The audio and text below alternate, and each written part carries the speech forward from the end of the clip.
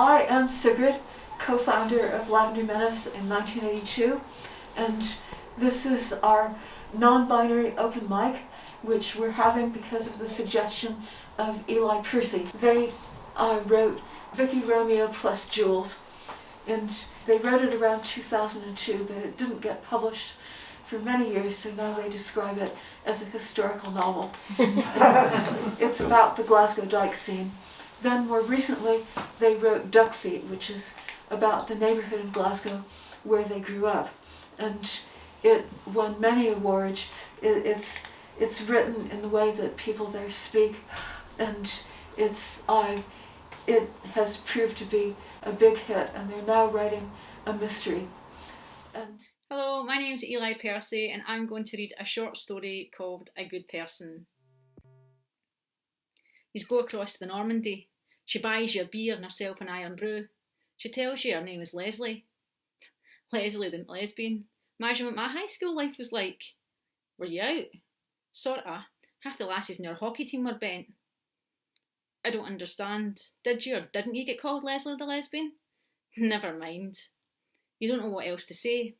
She asks why you were at Hadley's. You tell her Bobby borrowed money to pay for your mom's funeral because that's what Bobby told you to say if you were stopped by the police or anyone. She goes quiet, squeezes your hand. You feel shite lying to her, but you can't tell her the real reason. Anyway, you like her touching you and you don't want her to stop. She says she's sorry for your loss and asks if you want to talk about it. You don't, but no for the reason she thinks.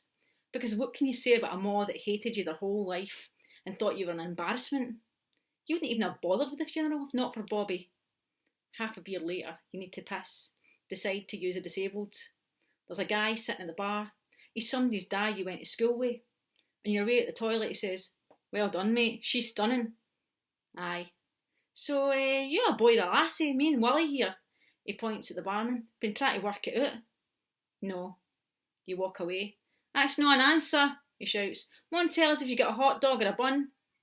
"Sorry," says Leslie. "Want to go someplace else?" "Where? This town's a fucking hole."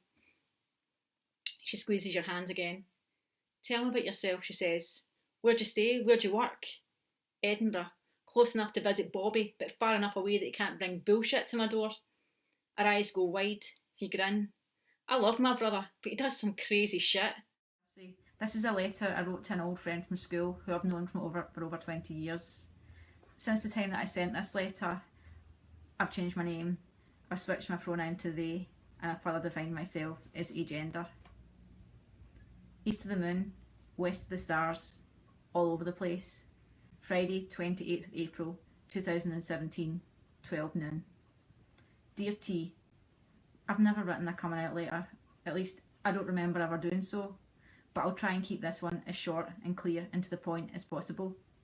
Right now, I'm in Capinero, and by the time you receive this, I'll probably have been around a few venues over a few days, hours, because I want to take my time and say exactly what I mean and answer any questions you might have, although I dare say you might still have more. So, coming out again. Do you remember the first time I told you that I was a lesbian? Thinking back, it's a bit of a jumble, but I was 25 and you were just turning 24, and I was shitting myself that I'd offend you and lose you as a friend after all the time it took to get back in touch again. And all because someone, was it Jay, had told me that although you'd come out as gay at 18, you'd gone back in the closet and were now heavily in denial and engaged to a man. Clearly she'd never heard of bisexuality. Anyway, we had a good night that night in the end, even though I just had some really bad news. My agent had just died and I found out via text minutes before you turned up. We walked around Glasgow for about an hour trying to find a pub, and it was freezing, and I meant W, and I can't remember what else exactly happened, but at some point in between finding a quiet place and getting that old drunk who called you a gynaecologist, remember my mum called us a pair of gynecologists, thrown out the pub, I finally told you. And I think you might have burst out laughing. Not in a horrible way, obviously, but it was all fine. Saturday, 29th of April, 10:25am, the conservatory in A's granny's house. You might have noticed, but you probably haven't known you, that around about 4 or 5 years ago, I started using the word queer interchangeably with the words lesbian and gay to describe myself. Well, I pretty much dropped gay altogether and was using lesbian less and less, except when I was talking about me and A being in a lesbian relationship. Then S sent me a message the other day saying, "Happy Lesbian Visibility Day," and I just said, "I'm not sure that label is the best fit for me anymore." And she was like, "Oh, are you foregoing labels?" or something like that. And I was like, "No, not exactly." You remember when we were on the Harvester with A, and I mentioned the word cisgender, someone who identifies with the gender they were assigned at birth, and you didn't know what it meant? And me and A had an argument because she didn't feel like she wanted another label or another word to have to remember the meaning of. Well, I don't feel comfortable using that word either, but I don't necessarily feel that transgender accurately describes me. Hopefully I've not completely confused you. Basically, I don't feel like a woman and I never really have, but I don't feel like a man either. I don't want to be a man. I feel like a human, a person. For years I've been trying to cultivate a more androgynous aesthetic, and folk have commented me either looking skinny or saying that me not liking the way I look means I must have my eating disorder back. And this is frustrating for me because I don't want to be thin. I want to be lean and athletic with broader shoulders and narrower hips and a flatter chest. I want to look strong and fit and have better biceps. So what people have thought, what I also thought was body dysmorphia, is actually gender dysphoria. I've been thinking about this for a long time, and it's finally starting to make sense. S said she suspected that I was somewhere on the spectrum. She means the transgender / non-binary spectrum, although I'm still unsure about if and where I actually fit, because of the drag kinging and because I'm writing a novel about the trans community. Saturday, 29th April, 5 PM, Cafe Nero. I've been trying out different labels like genderqueer and non-binary and gender non-conforming. Feels a bit scary though. I feel like I'm supposed to hurry up and pick something, even though S says that none of it matters. Well, I think that's what she was saying. She asked if I had a preferred pronoun, but that stuff doesn't matter to me. It wouldn't bother me what I was referred to as long as folk weren't being nasty. To be honest, nothing much has really changed. Although on some level, everything feels like it's changed. Does that make sense? I hope so. I don't plan on taking testosterone, and I have thought about a breast reduction, but I probably won't go through with that. I'm just trying to be the most authentic I can be. It's a possibility I'll change pronouns in the future to something more neutral, but right now I'm still working things out. I'm going to finish writing here because you've just sent me a message, and if I don't reply I'll forget. If you've managed to get to the end of this letter without being completely bamboozled by my ramblings, then well done. Actually, just well done that you've managed to get this far through it. Thanks for reading. Your gender swithering pal, Elle. We're also going to have a reading by Elix Hwang, who's a longtime friend of the bookshop and the archive. They're a performance poet, and they performed at our very first Conversations with Writers reading. Conversations with Writers is about older queer writers talking to younger queer writers about how the tradition is going on, and that's also what the archive's about, to put it all in one sentence. Hi everyone, thank you so much for inviting me. I'm sorry I can't be there in person today. It would have been lovely to meet you all. But on the plus side, if you should feel a yawn creeping up on you, or if you get an annoying itch on your ankle and you just want to scratch it, by all means, feel free, go ahead. I won't notice. And as far as I'm concerned, you are a brilliant audience, so thank you for having me. This poem is called Creative Resistance, and it's a tribute to my lovely lesbian life aunties, Diane and Kate, and Margot and Sharon. Let me tell you about my lovely lesbian life aunties. They adopted me as an adult. I came to Edinburgh clutching the letter L so tightly in my fist, as if it were the only currency I had. I met my aunties, and for the first time I realised what a great fortune it is to meet others who were living the life that I had longed for, and with such style. Let me tell you about my lesbian aunties. We were never legal, they say, because we were invisible.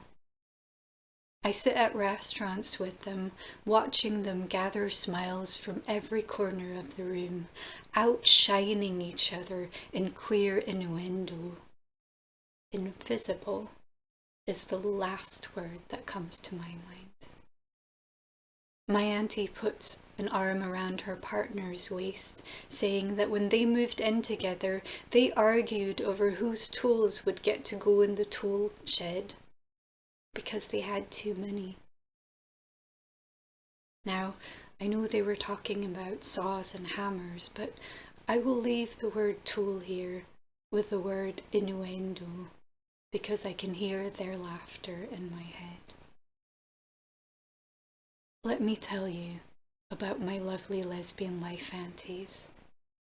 They teach me pride as a gift, waiting to be found in poetry, plays, songs, and cinema.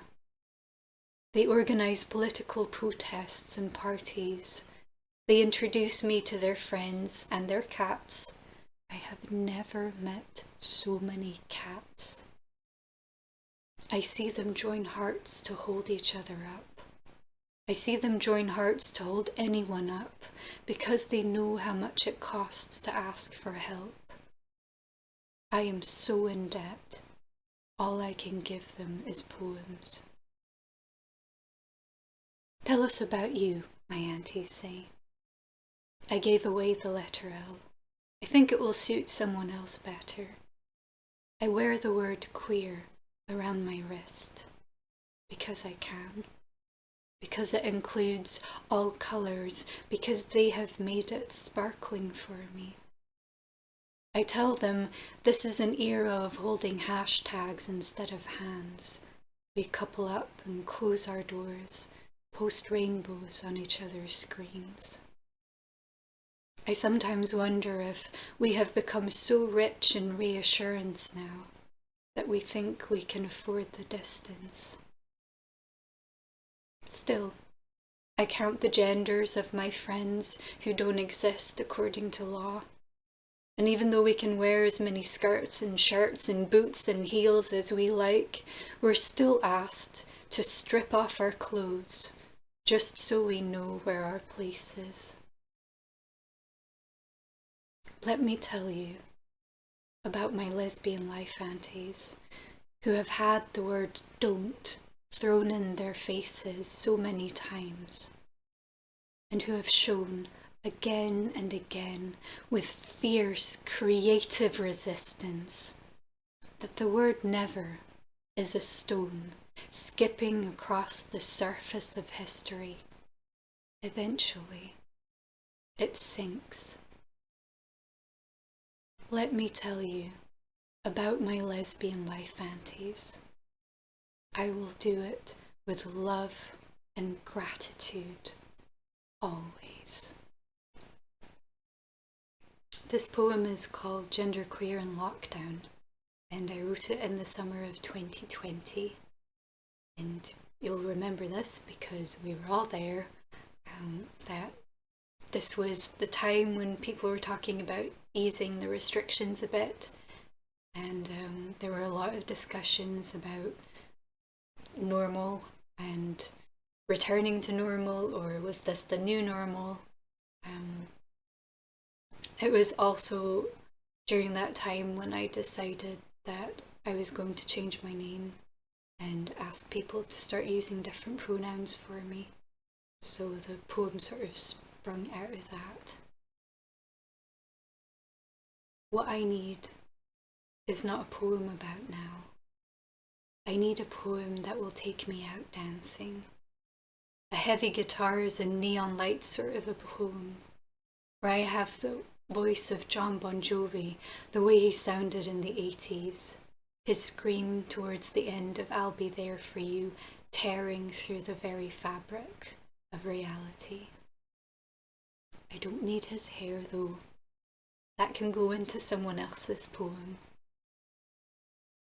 I need a poem without walls or borders, a wide water sort of a poem, where words are the place where the sky goes to rest, when it's worked all its cloud hours, its vernacular shades of blue.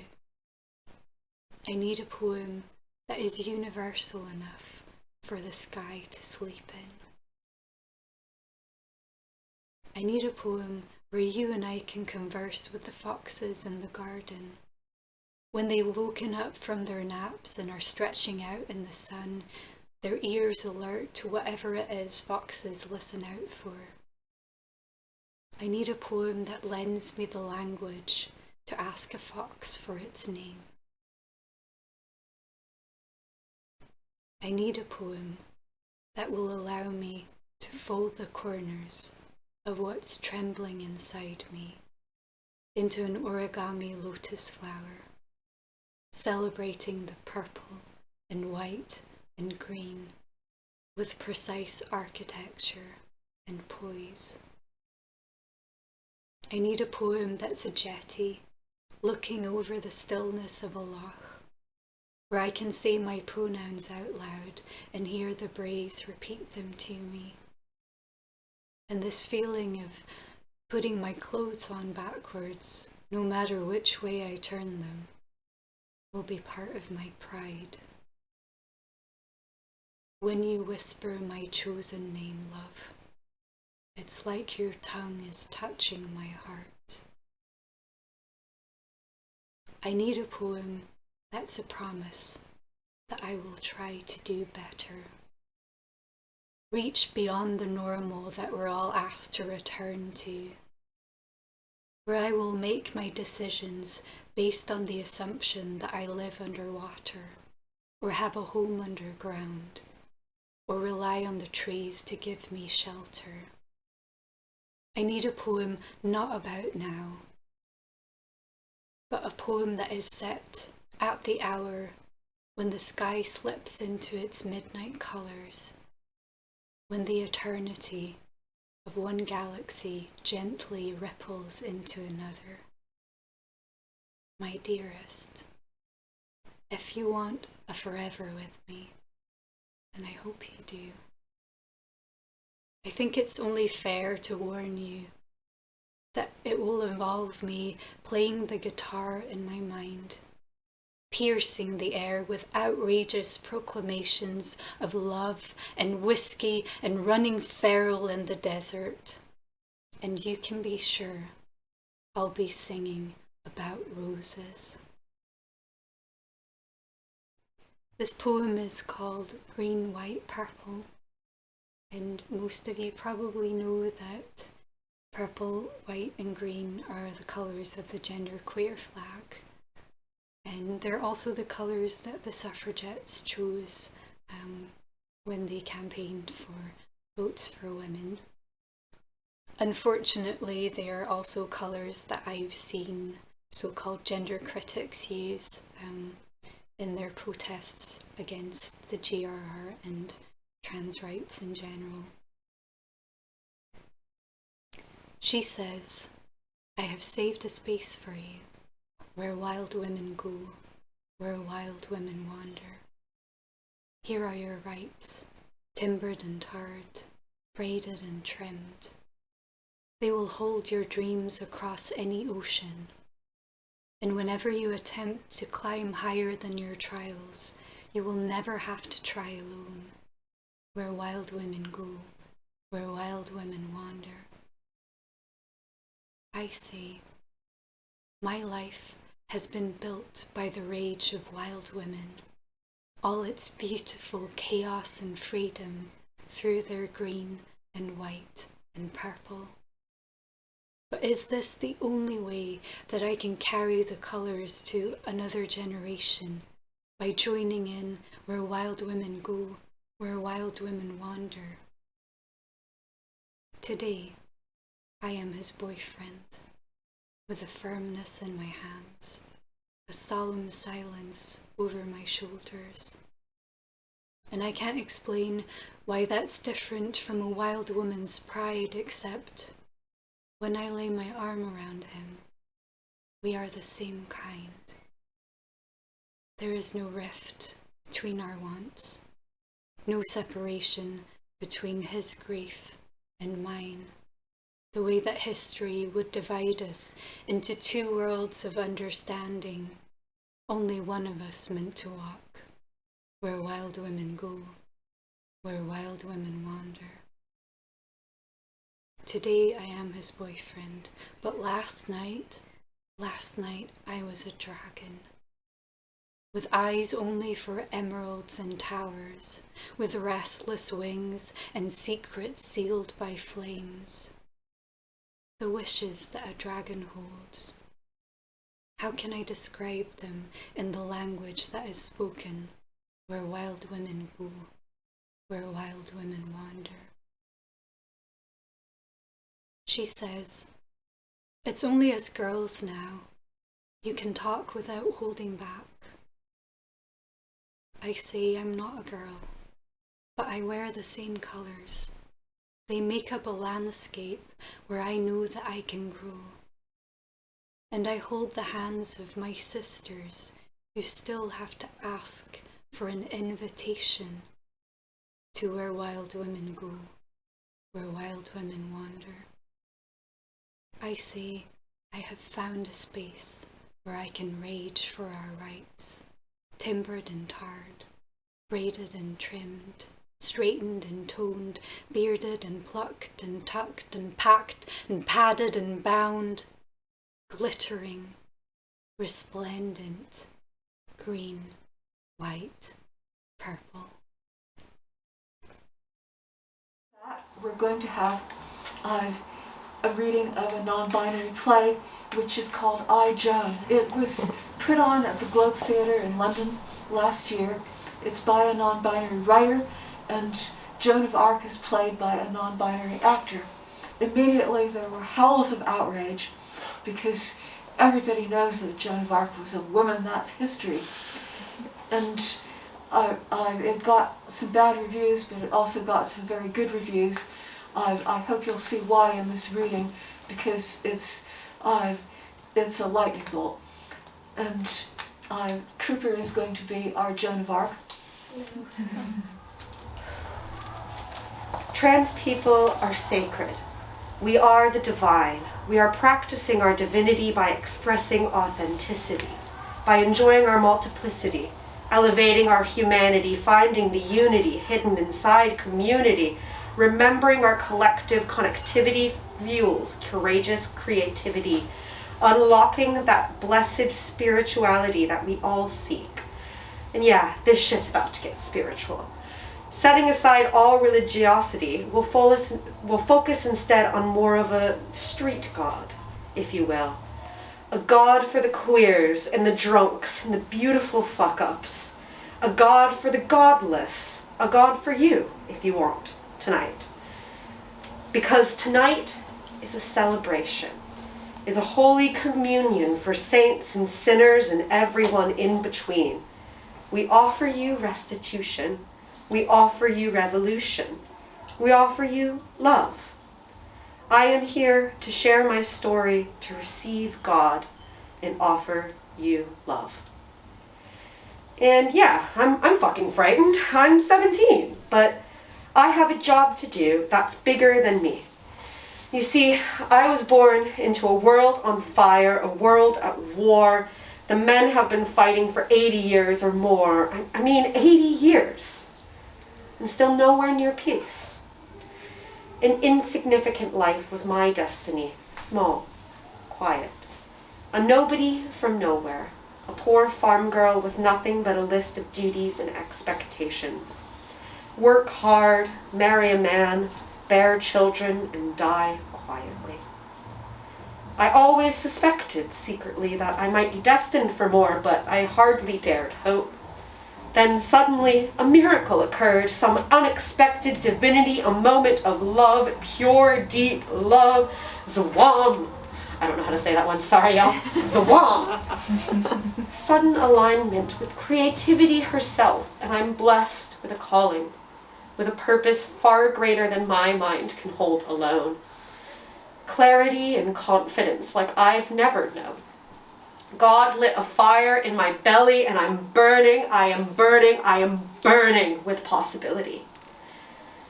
I have a vision of infinite grace, of limitless expansion, of delicious fluid freedom, of liberation, of joy. And I pray that we all have the courage to be open to the infinite, because none of us fit these man-made boxes. None of us fit them at all. I mean, it's an honor to be human. It's a beautiful thing. So, yeah, I'm scared, but really, I'm honored to be here. I honor all who came before, who made it possible for me to be here. So for them, and for me, and for you, I'll be brave. Because my story has been told 1,000 different times, 1,000 different ways by everyone but me. Men have told my story, of course. They've grabbed the pen and made it their own, as men are wont to do. You see, men write stories about men, for men. Call them examinations of mankind, meaning examinations of man. Forget to be kind, forgetting that their kind isn't the only point of view, that there's other ways to see, to be. Yeah, men have written about me. A lot. And most of the words they chose were wrong. It's embarrassing, really, how much they've all missed the point. The erasure is pure violence, of course, but also, honestly, it's just fucking embarrassing. Truth is, queerness is magic, pure magic. We are beautiful and powerful, and for that, we are killed. The violence is real. We all know how my story ends. So yeah, thank you for letting me grab this beginning moment here with you. Thank you for being here. Thank you for kindness. Thank you for giving me courage. I am Joan. This is my story. This is my truth. And this is my band. Yeah.